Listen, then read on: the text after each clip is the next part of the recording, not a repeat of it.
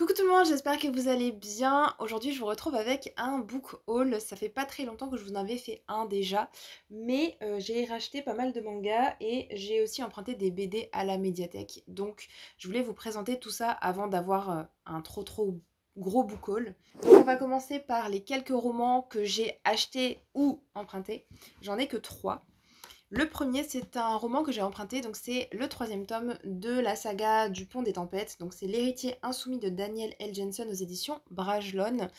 J'ai lu le deuxième il n'y a pas très longtemps et je me suis dit autant enchaîner avec le troisième pour éviter d'oublier en fait ce qui s'est passé tout simplement. Donc si vous ne connaissez pas Le Pont des Tempêtes, c'est une sorte de romantasy, j'ai envie de dire, ou fantasy avec de la romance. J'avais adoré le premier tome qui était un coup de cœur, je vous laisserai aller voir ma vidéo concernant le premier tome. Dans ce troisième tome, on va suivre un autre couple, donc c'est des personnages de la première duologie, mais c'est des personnages qui étaient plutôt en toile de fond. Donc là, on va suivre Zara et comment s'appelle-t-il déjà le garçon? Je ne sais plus. Bref, on va suivre un autre duo de personnages. J'espère pouvoir le lire assez rapidement et assez facilement. J'ai acheté deux romans. Donc le premier c'est Reminders of Him de Colleen Hoover aux éditions Hugo Roman dans la collection New Romance. J'achète tous les Colleen Hoover et celui-ci c'est l'un des derniers qui est sorti si je me trompe pas. Je ne sais pas trop de quoi ça parle. Comme d'habitude avec Colleen Hoover, j'aime bien lire mais sans vraiment savoir de quoi ça va parler. C'est écrit en haut: une jeune mère hantée par son passé aspire à une chance de rédemption dans cette histoire déchirante mais pleine d'espoir. Ma foi, j'espère qu'il me plaira, mais en règle générale, j'aime bien les Colleen Hoover, donc ça devrait pas poser de problème. J'ai aussi pris le dernier Victor Dixon qui me faisait de l'œil, mais vraiment beaucoup, même si j'ai encore beaucoup de livres à lire de lui et que je suis d'ailleurs en train de lire le deuxième tome de la saga Vampiria. J'ai acheté l'Agence Perdido, de Victor Dixon, donc c'est le premier tome, Les Derniers Retrouveurs, chez Bayard Jeunesse. Donc j'ai pris la version avec le joli jaspage et la couverture cartonnée. C'est plutôt une saga jeunesse pour le coup, donc j'espère que ça me plaira quand même. On suit des jeunes qui, ou pas, je ne sais pas d'ailleurs. Ce que je sais brièvement, c'est que en fait, il y a une un personnage maléfique ou des personnages maléfiques qui volent des objets, et donc il y a des jeunes qui vont se rendre compte que les objets disparaissent. J'aime beaucoup Victor Dixon, j'adore Phobos, bref, et beaucoup de ses romans, donc je me suis dit que j'allais y aller un petit peu les yeux fermés. J'ai pas encore vu de retour dessus, j'ai juste peur que ce soit un petit peu trop jeunesse, mais on verra. On va passer au BD maintenant et je garde le plus gros de la pile, donc les mangas pour après. Je vais vous montrer un petit peu donc, ce que j'ai emprunté. Il n'y en a qu'une seule que j'ai achetée. Donc j'ai emprunté Tout ce qui reste de nous de Rosemary Valero O'Connell aux éditions d'Argo. Donc la couverture me faisait très envie. Je vais vous lire la quatrième de couverture parce que je ne sais plus exactement de quoi ça parle. C'est un petit peu onirique, un petit peu particulier je dirais. Mais les planches sont très jolies. J'aime beaucoup ce style graphique. Donc on va suivre deux amoureuses sont séparées lors d'un saut dans une dimension parallèle. Pourront-elles se retrouver? Quand un vaisseau spatial propulsé par les souvenirs d'une femme explose, qu'advient-il de ses souvenirs? La géante qui abrite la ville depuis des siècles doit se réveiller un jour prochain pour le pire ou le meilleur. Trois sublimes histoires qui chantent l'amour, la perte et l'impérieux besoin des humains d'être liés les uns aux autres. Voilà. J'ai pris un roman graphique qui me tentait bien aussi, qui a l'air un petit peu dans l'ambiance encore de l'été, même si on est loin de ça. Ça s'appelle Cet été-là de Gillian Tamaki et Mariko Tamaki. Donc c'est aux éditions, je ne sais pas, Rue de Sèvres. Donc ça a l'air de se passer à la plage, je ne sais pas trop, ou pas forcément. Mais il y a des dessins qui sont extrêmement grands, on va dire.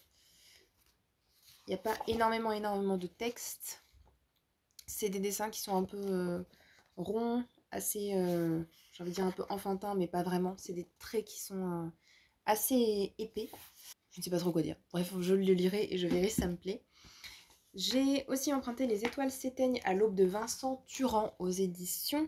Donc Vincent Turand et Richard Wagamez, je ne sais pas, aux éditions Sarbacane. La couverture me disait beaucoup. Le résumé un peu moins, mais je me suis dit pourquoi pas. Donc ça parle d'un garçon qui va aller au chevet de son père, donc qui va bientôt mourir. Il découvre un homme qui est détruit par l'alcool et Le père demande à son fils de l'accompagner jusqu'au cœur de la montagne sauvage pour y être enterré comme un guerrier. Voilà.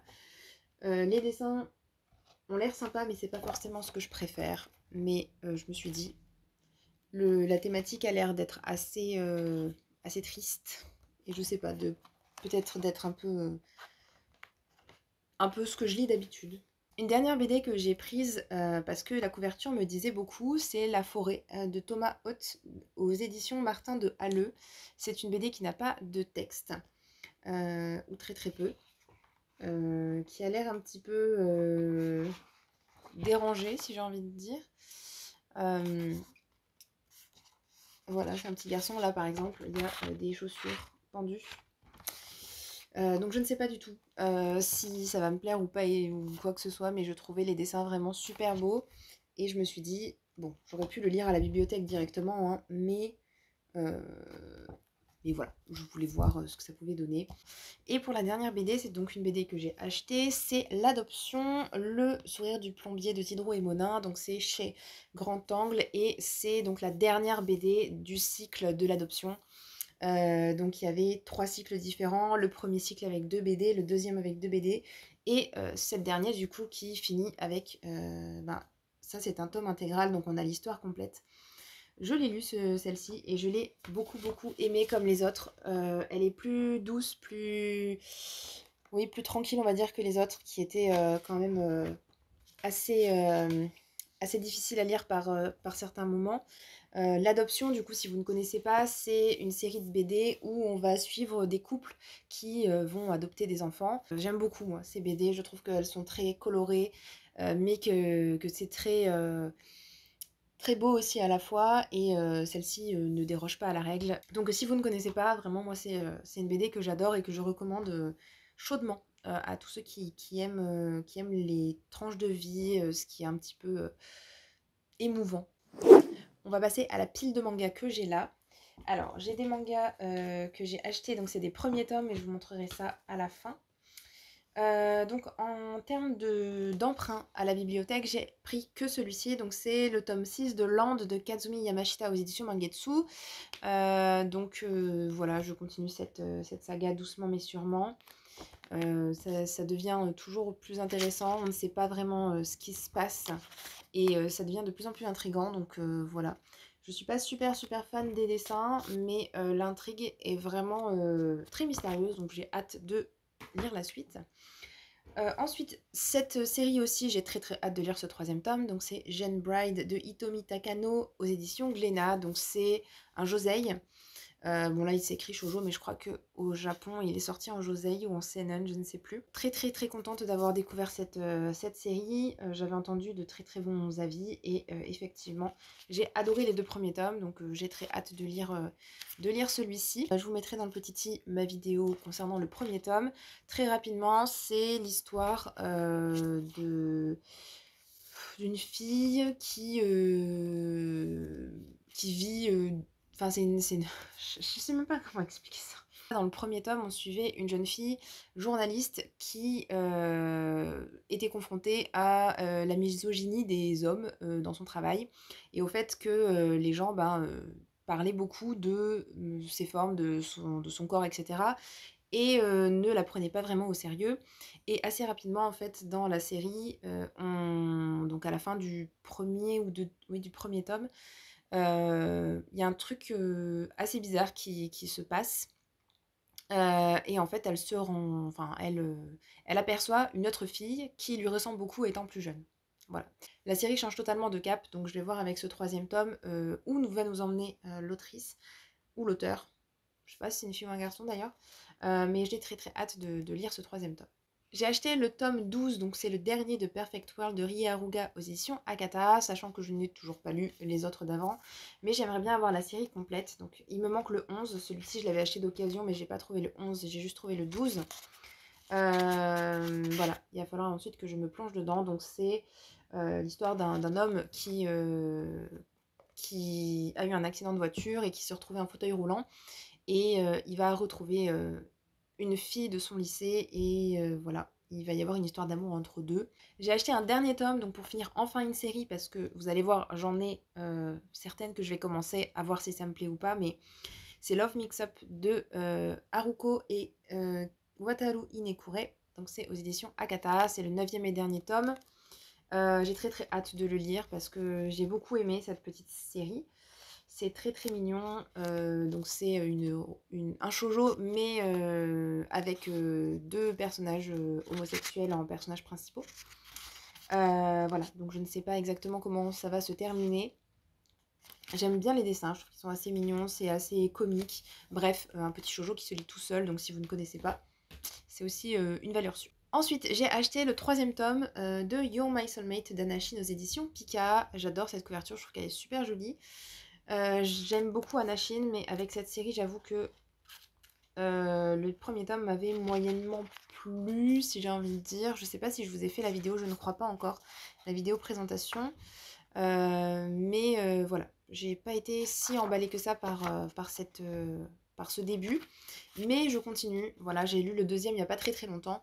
Donc voilà, le 2e m'a un peu plus plu, si j'ai envie de dire ça comme ça. Donc c'est pas si pire que ça, je sais pas comment dire. Mais voilà, je continue, je vais voir avec ce 3e tome. Je ne sais pas au total combien il y a de tomes par contre. Je suis pas sûre que ce soit encore terminé. Que ce soit déjà terminé plutôt. Bref, si j'ai l'info, je vous mettrai sur l'écran. Une copine à ma sœur a donné Spy Family, donc le tome 12 de Tatsuya Endo, parce qu'elle l'avait acheté en double. J'en suis au tome 8, là derrière. Mais du coup, j'aurai le 12 d'avance. J'ai aussi acheté le tome 15 d'Ate Côté de Megumi Morino aux éditions Akata. La série est là, mais il faut que je m'y remette parce que je ne sais pas où je me suis arrêtée. Ma sœur qui la lit aussi, puisque on achète en fait les mangas à deux, la lit au fur et à mesure, mais je crois qu'elle me dit que voilà, que elle la continue, mais qu'en gros, il n'y a pas vraiment grand-chose qui se passe, ou en tout cas que ça traîne un peu, je ne sais pas. Mais j'aimerais bien la recommencer pour voir, parce que je ne sais même plus en fait comment ils se sont rencontrés, ce qui est vraiment à l'origine de leur couple, etc. Donc on verra bien. J'ai aussi acheté le tome 4 de Limite de Keiko Suenobu aux éditions Pika.